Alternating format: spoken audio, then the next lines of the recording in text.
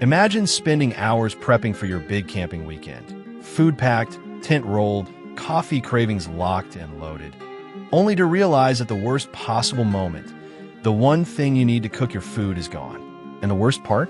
You have no idea that a quiet stranger, someone you disrespected in public, took it from right under your nose. This is that story. If you've ever felt the sting of being disrespected in public, or watched someone get away with treating others like garbage, smash the like button, subscribe, and stick around. Because today, justice is quiet, ice cold, and butane-free. You know, the kind of heat that just sticks to your skin and makes everyone a little more impatient than usual? It was one of those days. The grocery store was buzzing, carts squeaking, cashiers shouting over scanners, and the usual chaos that comes when the weekend's closing in and everyone's trying to stock up. I was standing in line with my cart, minding my own business. Just beside me was the priority lane, reserved for senior citizens and people with disabilities. It's marked pretty clearly, with plastic benches set up for the elderly, so they don't have to stand for long stretches. There were 3 or 4 older folks already seated, quietly waiting their turn. Nothing unusual. A pretty normal, decent setup.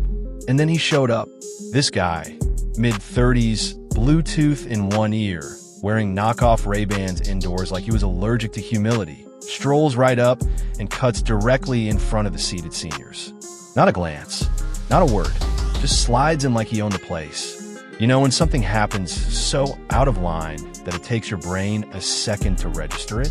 That was me. And then the outrage hit. I stepped forward and said, "Hey, they're already in line." Calm, firm. He didn't even look at me. Didn't flinch. Just chuckled and said, "I don't see them standing in line though." Smug, cold, like he was proud of himself.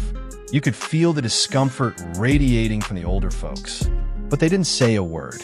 They just sat there, helpless and embarrassed, like this wasn't the first time someone treated them like they didn't matter.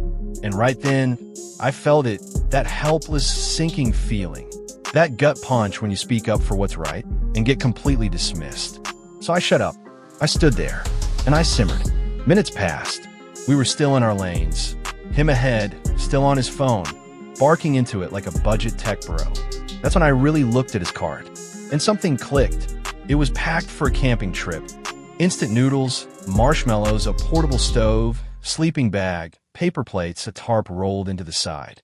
And right there, sitting like a glowing gem at the top of his cart, a single can of butane gas.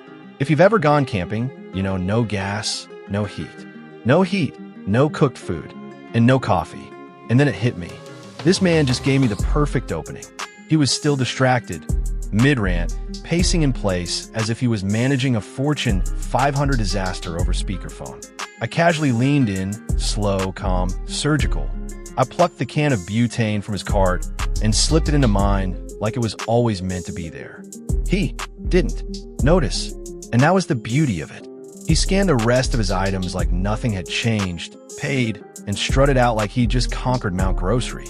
I waited a beat, then another, and then I paid, including his precious can of gas, and walked out feeling something I hadn't felt since high school detention.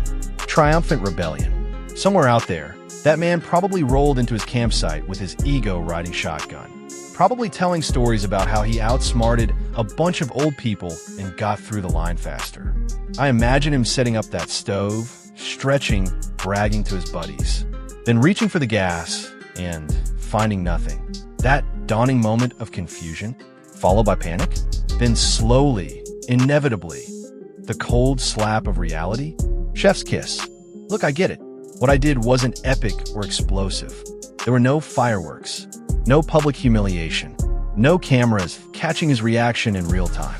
But that's not always what justice looks like. Sometimes justice is quiet. It's sneaky. It's a single can of butane tucked into the wrong cart. Because this wasn't just about a line-cutting jerk. It was about watching someone treat vulnerable people like they were invisible, about standing up, getting dismissed, and still walking away with your head high, and giving someone a chance to really reflect, maybe over a bowl of crunchy, uncooked instant noodles. I picture him sitting by that cold stove, hungry, frustrated, maybe blaming the store, maybe blaming some idiot for misplacing his stuff. But deep down Deep down, I hope he remembers that line. I don't see them standing in line, though, because karma doesn't always shout. Sometimes it whispers.